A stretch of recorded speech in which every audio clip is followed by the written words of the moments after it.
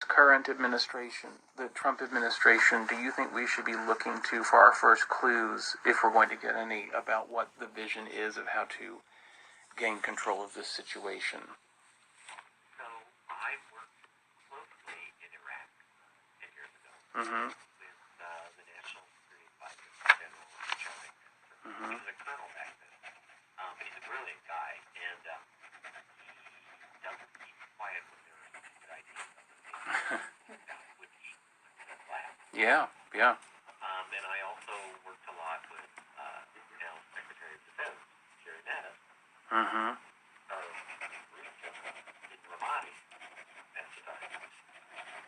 And he too feels very strongly about not putting U.S. service members' lives at risk either. Right. So I'm very comforted that they are there.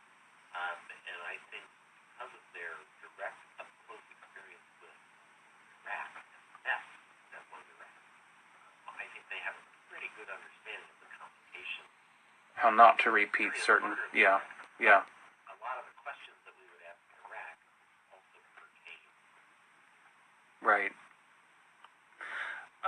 This seems like I'm only an unsatisfied place to wrap this up because there's so much more we could go into.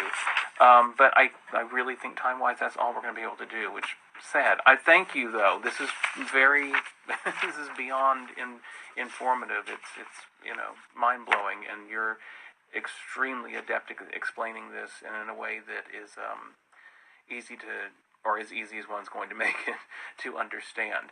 Can I make one pitch? Absolutely. Americans who are concerned about what they see on TV about Syria. Yep. The refugee problem in the Middle East.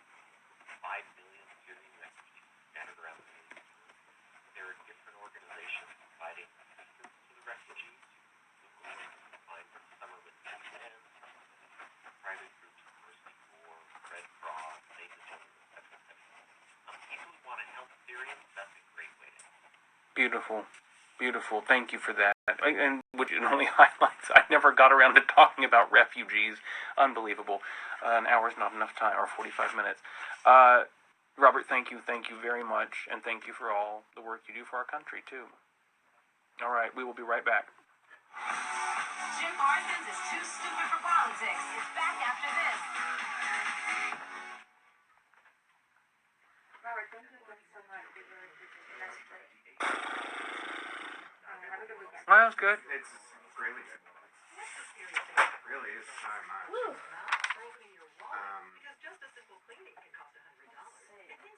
I found it interesting that there's been chemical attacks happening this whole time. I couldn't agree more. And that we've also been bombing them, just not... We've been bombing Not- Syria, just not. we've been bombing in Syria, just not Yeah, like the terrorist people, I guess. But yeah. like, yeah. That we did.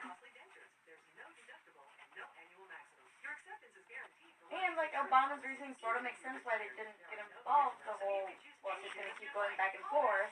That was important to him Right. because he thought it was important for us. And I mean, that taps into the exact thing we always talk about with what we're trying to get around here with the winners and losers, the compromise. Right. And that was an example of a compromise. And of course, you're going to be able to look at that from a certain point of view and go, that was a terrible compromise. Right.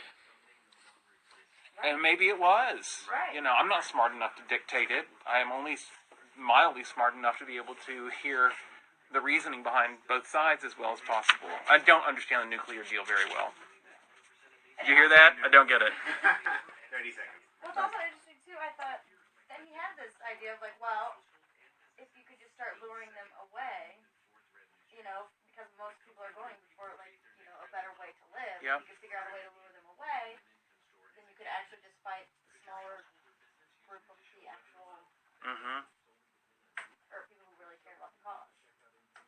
It seems so smart and easy when you think about it. Right. So it's like, oh, why don't we? 2, 1, coming back. Jim Parsons plays a genius on TV. But trust me, that's acting. Jim Parsons is too stupid for politics on radio and Thank you. You know what? The first time I've been distracted by this Instagram thing was just right now. It says I have 1:27 remaining, which, what? I guess there's a limit. I'm going to turn it off so I have to look at this. Y'all were sweet to watch, though. See you next week, and with audio, hopefully. Well, that's just the Instagram.